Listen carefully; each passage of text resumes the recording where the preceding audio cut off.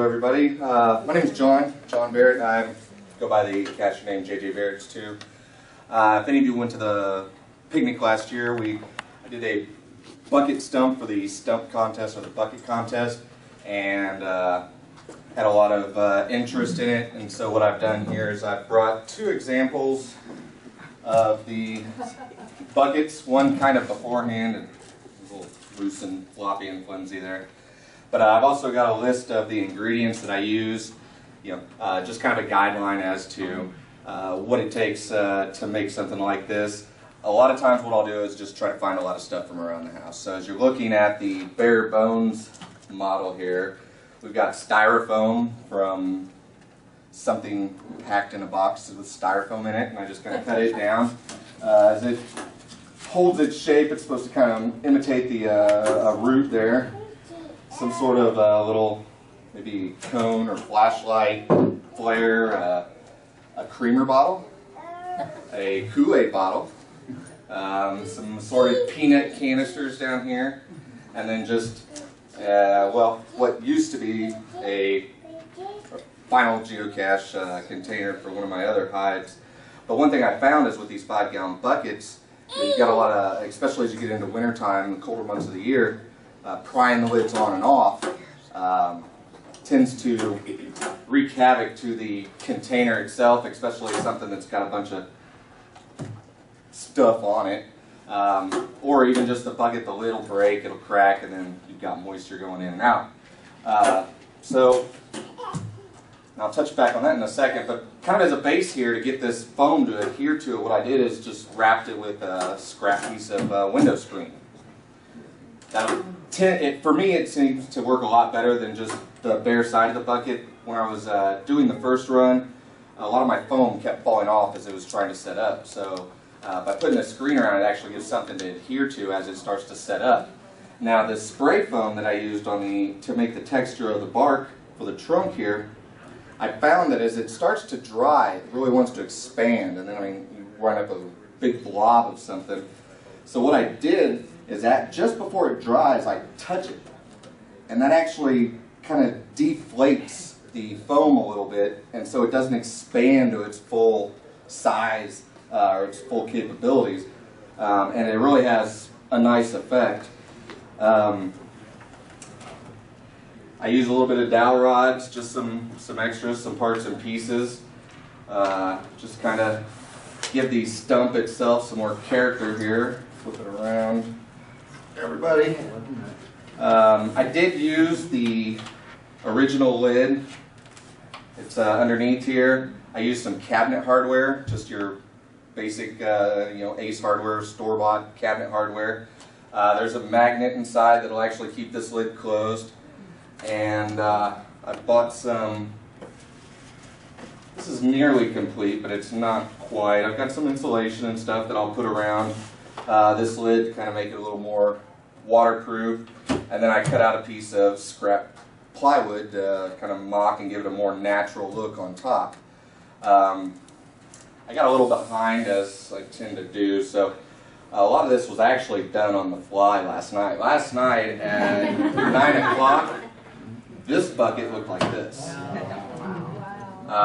So is that foam insulation? This is just the spray foam insulation. Okay. You can pay $6 or $5-6 for the name brand. Buy it at Walmart. It's $3 for the same size can, and actually it does have more in it. Kind of to top it off and to give it the the rest of that natural look. Let me take that home with you. Right. I look for the specials on fake foliage.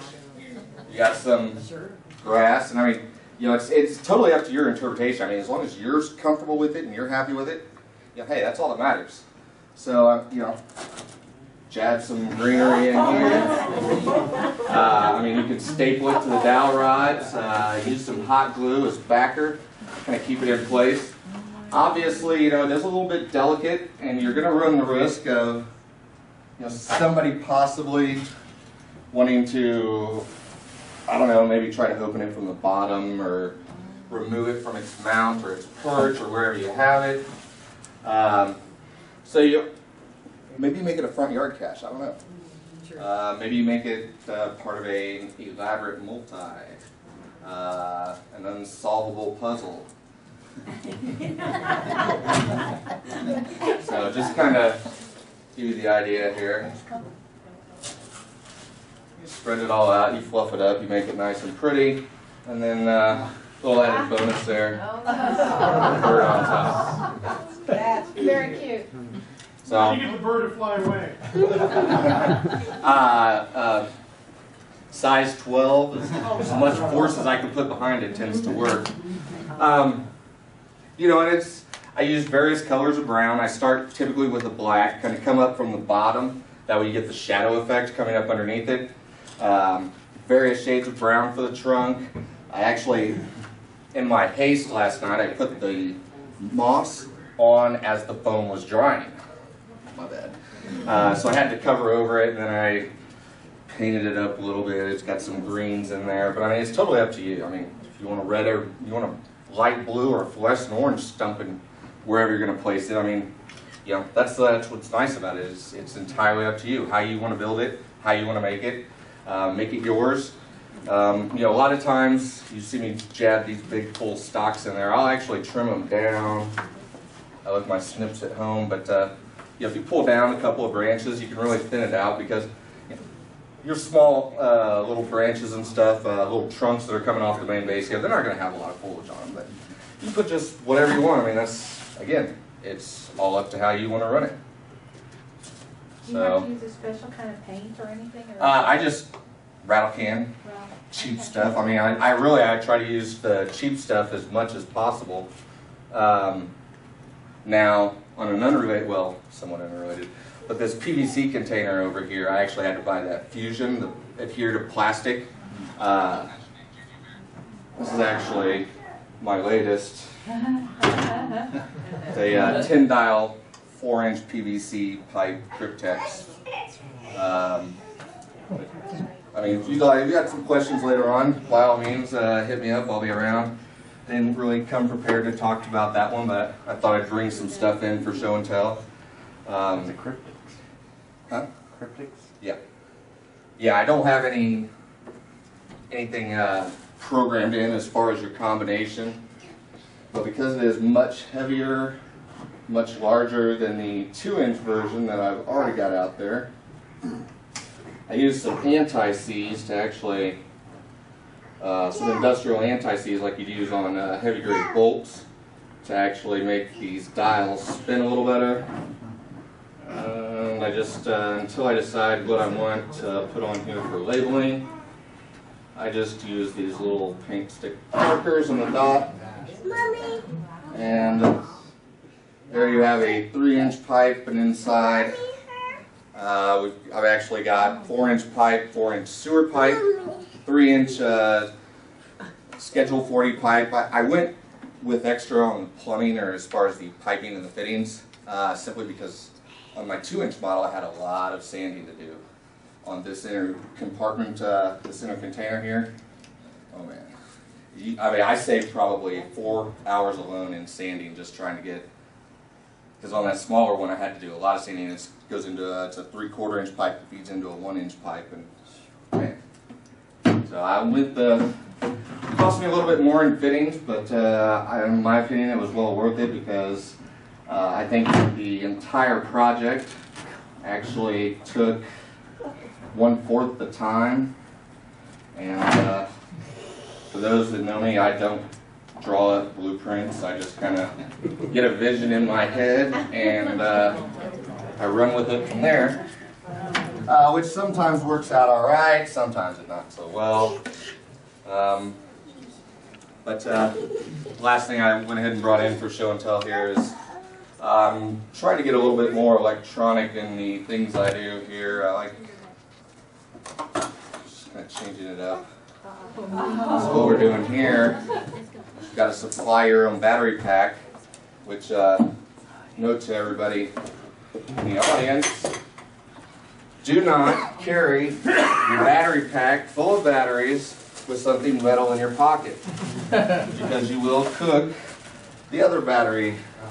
I'm lucky actually didn't blow up my lighter, because it's a metal lighter housing that kind of arced over on, and reached in my pocket. I felt the batteries heating up. So, so I pulled it out, and I had to run over to Radio Shack real quick and grab a couple other batteries. But basically, my thought kind of on this one is you would find batteries are expensive. You would have to bring your own.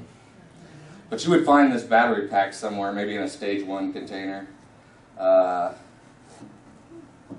Supply your own batteries. You come in here. Oh, I know I should have left it unlocked. But basically, the proper sequence of these switches actually allows for you to gain access to the opposite side of this container. This is a 25 millimeter heavy plastic can. It opens on the other side. I removed the handle. Somebody started pulling on it. So when you get the proper sequence, you will actually get an audible alarm. A majority of these lights will light up, and it opens up the solenoid on the back side here, allowing access to the lower portion of this box, which is the actual container that would hold your log. So I'll work on the sequence there. But no, I mean, really what I came to talk about was the box here. And some other things get a little brighter and shinier. But I do like the bucket stump. I really liked how the one turned out at the picnic. And again, it's just a lot of, I try to utilize what I've got around, so I'm not buying a lot of material. Find the foliage on sale, you know, off season at Walmart, stock up. I think like that, yeah. Dollar General, absolutely. Dollar Tree.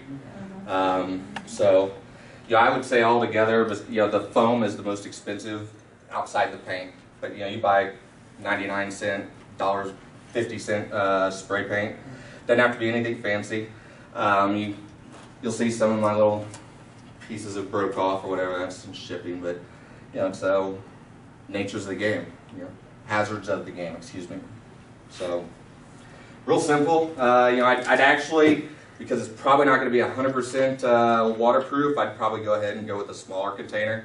Now on the bucket stuff that went out on the picnic, I actually coated the bottom portion of the entire project with the kind of the bed liner or that rubberized spray paint, just so you could set it on the ground and it wouldn't rot up from the bottom, because that would obviously be very important if you intend this to be out for more than a season. So make it as wild and crazy as you want. Put a padlock on it.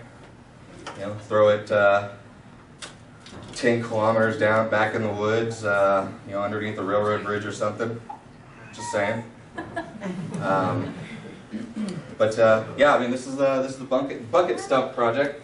I've got some pages here that actually have a list of the ingredients, like I said.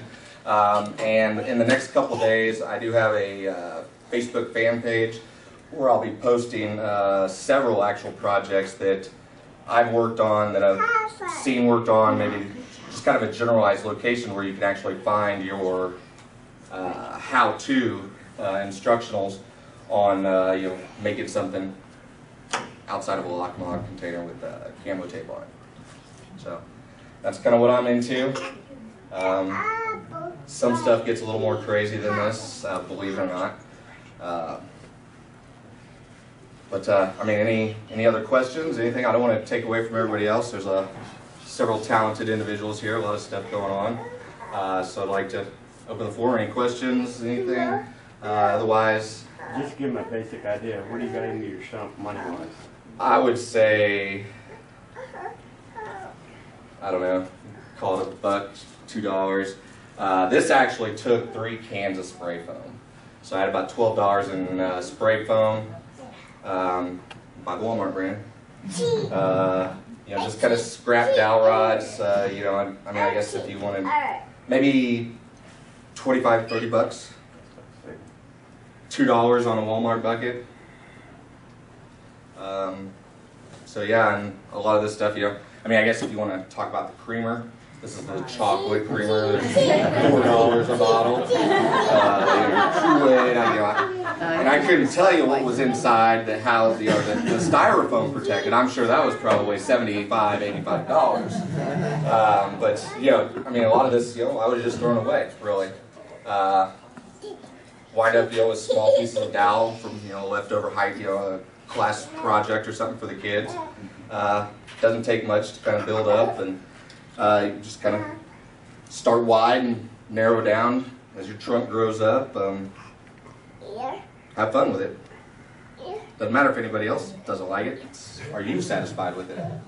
Can you explain what you did with the lid again? Just to Okay. Well, the lid is actually, what I had to do for the lid is I used just like a regular cabinet door hinge here on the back side. It's got a little, it's built a little different, so it actually, I didn't get to trim this all down, but you have to watch how you build your foam up on the back side. That will actually, that's what's preventing this from opening a lot more freely.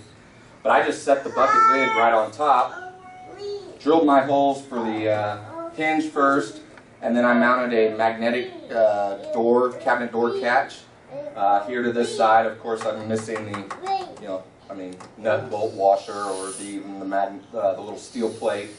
But then I just found a piece of scrap plywood, and just a little bit bigger than the bucket.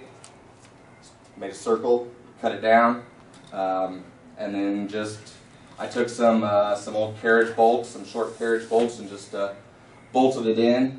Now on the one I did for the picnic, I actually had some flathead kind of machine screws, and then I went back over them and filled them in with a wood putty.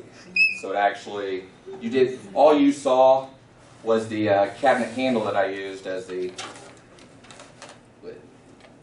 So, of course, they're going to get you for another $1 or so on the lid. You know, they don't sell buckets that have lids. You got to buy the lids separate no matter where you go. So it's all a racket. But yeah, I mean, this one's probably about, I would say, if I was going to place it, as far as the container itself, you know,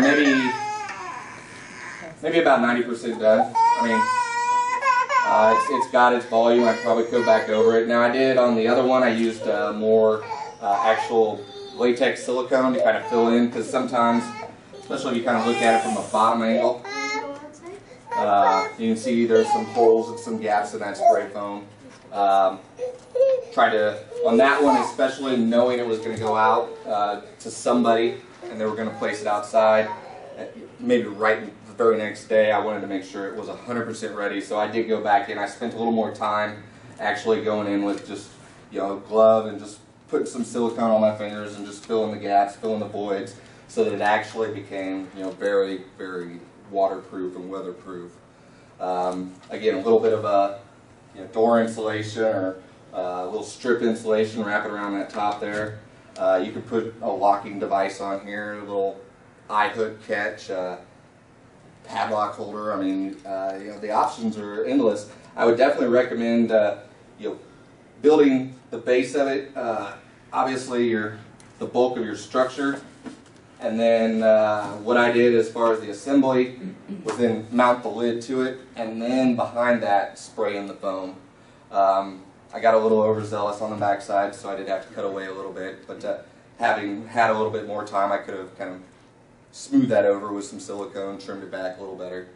But you know, it's a project, you know, that you could do over the course of a couple weekends. I mean, these two buckets have actually been sitting built to this point, well, since about a week or two after the picnic. And then I travel, I get home, I realize my alarm goes off, I've got an event tomorrow. So I rushed out. I thought I had a couple cans of spray foam, but you know, so I rushed out. I had one, got a nice little base coat onto it, and went to Walmart, grabbed 2 more cans, got to the checkout, realized I didn't have my wallet, had to drive back home to get the money, go back, go pay. So I lost a lot of time just because I was prepared and rushed, and probably because I don't make blueprints to what I build. Make a plan, you know, get a list. Like I said, it's just kind of all improvised. It's on a fly.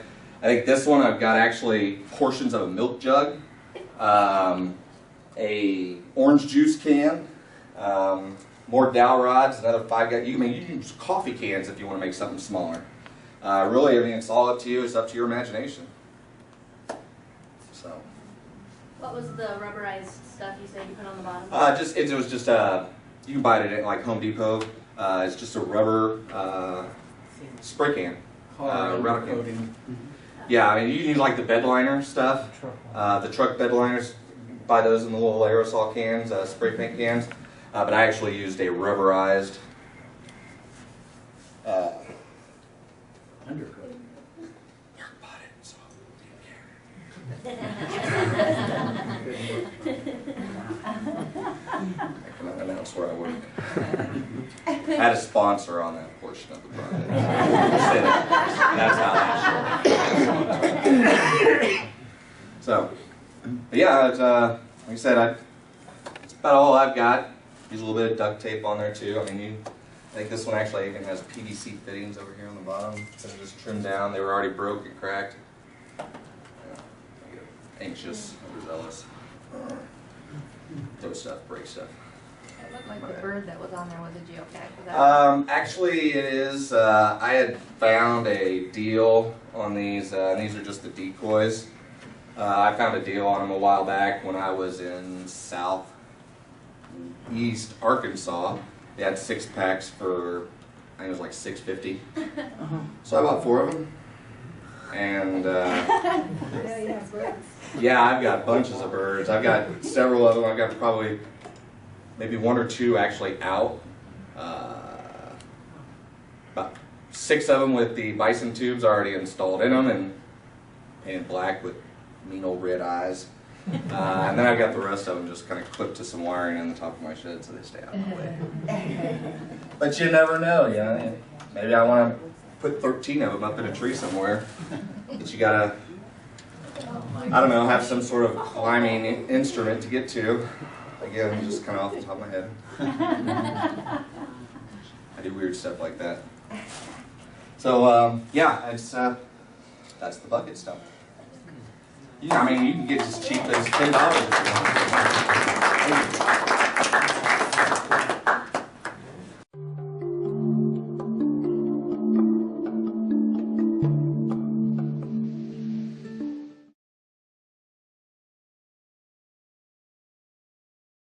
Ha ha